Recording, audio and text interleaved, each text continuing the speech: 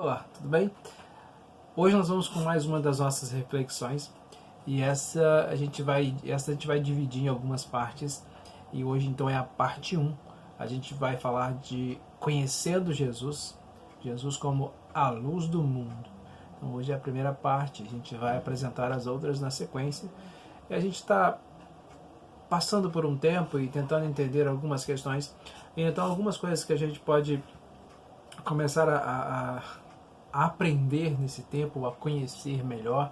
Uma das pessoas que a gente pode passar a conhecer melhor é Jesus. Então a proposta é que nessa série de reflexões, de breves reflexões, a gente então comece a entender e a conhecer Jesus. E para essa primeira parte, então a gente vai falar sobre luz.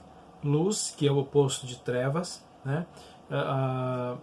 E são luz e trevas são fatores que normalmente estão presentes nas nossas vidas.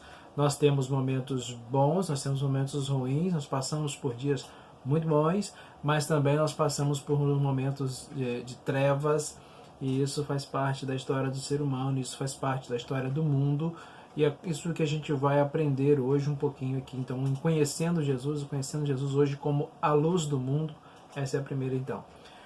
O texto que a gente vai abordar, o que vai usar para base da nossa reflexão, é o texto do Evangelho de João, capítulo 8, versículo 12, que diz o seguinte: falando novamente ao povo, Jesus disse: eu sou a luz do mundo, quem me segue nunca andará em trevas, mas terá a luz da vida.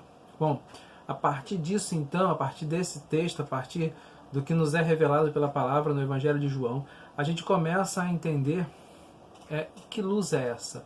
Como Jesus como a luz do mundo? Bom, a gente já disse que luz e trevas não combinam, e a gente também já disse que ambos passamos por momentos de luz e de trevas, mas é preciso que entendamos que o mundo está vivendo, ou vivemos em um mundo que está submerso em trevas. Bom, quando a gente olha para o mundo em que vivemos, quando a gente olha ao nosso redor, quando a gente olha para as pessoas, quando a gente sai nas ruas, quando a gente consulta as redes sociais, por exemplo, a gente conversa com as pessoas, a gente percebe que há ação das trevas, que há ação do pecado, que o mundo está sofrendo por essas trevas. Então, toda a criação ela acaba sofrendo. Na primeira carta de João, versículo 5:19, nós lemos o seguinte: sabemos que somos de Deus e que o mundo está sob o poder do maligno. Então a gente tem a palavra bíblica dizendo que de fato nós vivemos num mundo em trevas. O inimigo governa e tenta ditar, ou vai ditando os seus valores, valores do pecado, para uma sociedade que acaba absorvendo esses valores, e o homem então começa a absorver esses valores a partir do momento em que ele se afasta de Deus.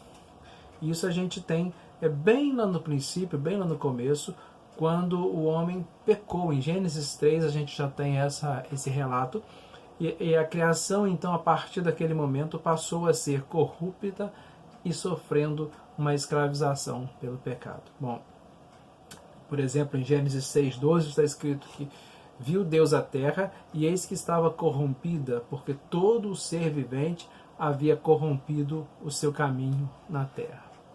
Então, no primeiro momento, a gente precisamos entender que nós vivemos em um mundo que está submerso, que está vivendo em trevas. Num segundo momento, a gente então começa a falar o que fazer em um mundo que está submerso, que está vivendo em trevas. Aí nós voltamos para a Bíblia, onde no versículo que lemos, entendemos que Jesus é a luz do mundo. Se o pecado, se o mal correspondem às trevas, Jesus corresponde à luz. No Evangelho de João, a palavra luz, por exemplo, aparece cerca de 23 vezes. E dessas 23 vezes, 21 se referem a Jesus. Então, em João, luz é uma metáfora de Jesus, luz representa Jesus, e quando ele diz que é a luz do mundo, ele quis dizer que ele é a solução para as trevas em que o mundo está. no princípio do Evangelho de João, os versículos 4 e 5, capítulo 1, diz: nele estava a vida, e esta era a luz dos homens. A luz brilha nas trevas, e as trevas não a derrotam. Em Jesus está a vida, a qual, como uma luz, pode tirar os homens das trevas. Pode me tirar, pode tirar você, pode tirar qualquer um, desde que dê a ele esta condição. E quando a luz chega, nós sabemos disso, necessariamente as trevas vão embora. Quando Cristo entra, as trevas não prevalecem. E a ressurreição de Cristo, que nós falamos na última reflexão, é uma importante prova disso. Quando Jesus ressuscitou, ele derrotou a morte, nós aprendemos isso. Então a Bíblia diz que ele é o nosso Salvador, Jesus, o Cristo Jesus. Ele diz também que ele não só destruiu a morte, como trouxe à luz a vida e a imortalidade mediante o Evangelho. 2 Timóteo 1,10 diz isso. E também Apocalipse 1,18, que diz: estive morto, mas eis que estou vivo pelos séculos dos séculos e tenho as chaves da morte e do inferno. Então Jesus é a luz, é aquele que pode chegar na minha vida, chegar na sua vida e transformar o que era trevas em luz. Nós precisamos desta luz.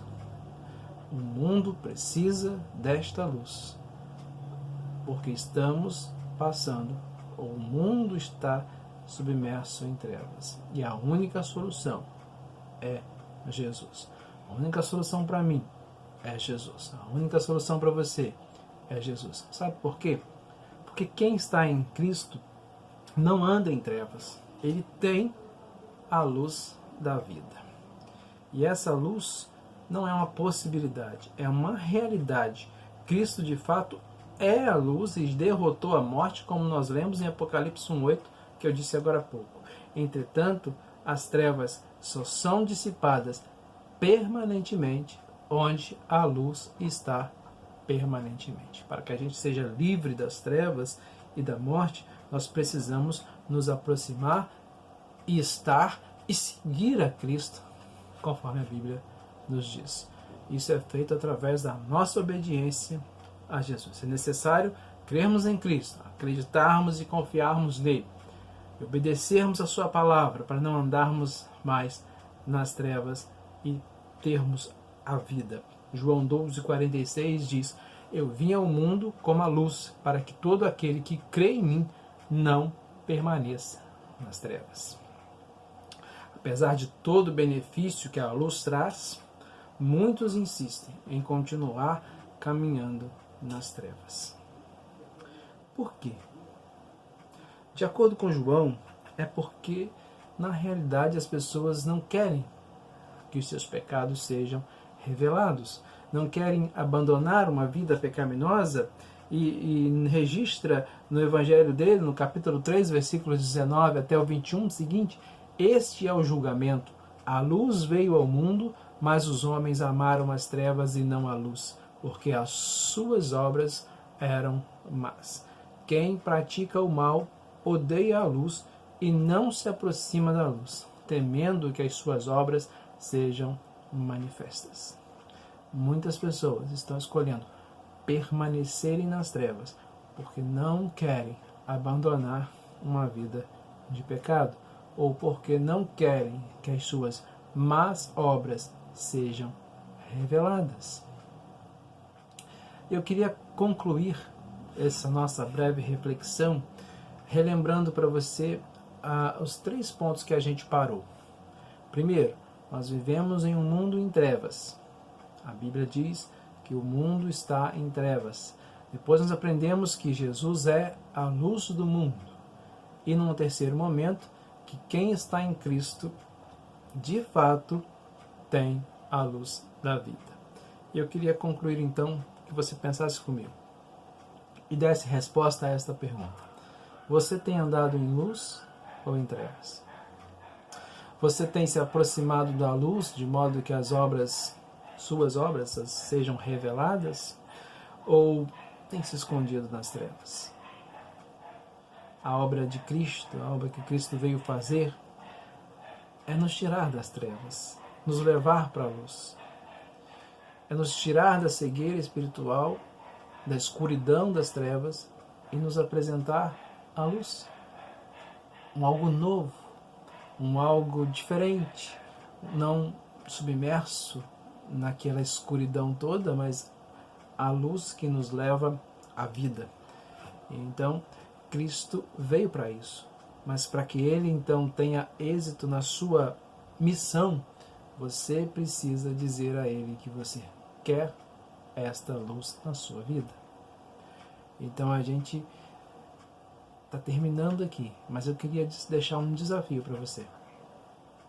Você tem andado em luz ou em trevas? Repetindo a pergunta. Quais áreas da sua vida, em que sentido, em qual momento da sua história, da sua vida, perdão, qual área da sua vida está em trevas? Qual pecado você precisa confessar para Deus para sair da escuridão e vir para a luz? Tem pessoas que você precisa procurar e pedir perdão para poder andar na luz? Faça isso o quanto antes e venha para a luz de Cristo. Deus te abençoe.